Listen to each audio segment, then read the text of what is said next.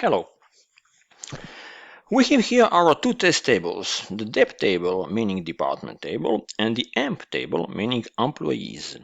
These are well-known Oracle test tables, and I'm sure a lot of us started learning Oracle with these two tables.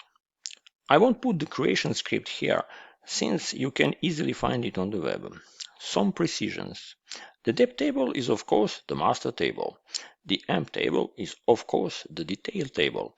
They are related with the foreign key on depth no field.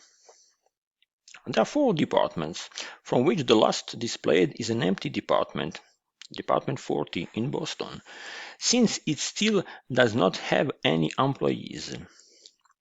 Each employee, on its turn, is assigned to one and only one department.